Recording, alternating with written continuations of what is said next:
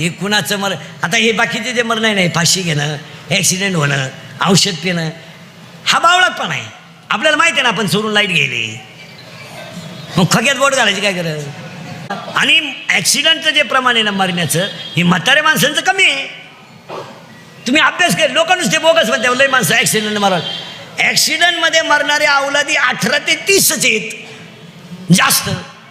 आणि ह्या अवलादी गाड्यांखाली का त्या जायलाच पाहिजे, तिथंशी गावाला अडचणच आहे ना. मग ह्या अवलादी का मारतात? याला 2 कारणं आहेत. स्पीड मापत नाही आणि चालवणारा नील नाही. 4-4 पोरं बोकांडे घेऊन गाडीवर चालायचं आणि त्याच पटरी पिऊन चालायचं. देवाने तुम्हाला का ठेवावं? आणि हे एक मोटरसायकलवर हे तरुण कार्टे जर मेले ना, हे जाळले सुद्धा नाही पाहिजे महाराज. वड्या बिड्याला फेकून द्या काय, शिमेव मेलेत काय. दुधाची किटली वाळायच्या आत जो घरी येतो तो दुधावर स्लॅब टाकतो.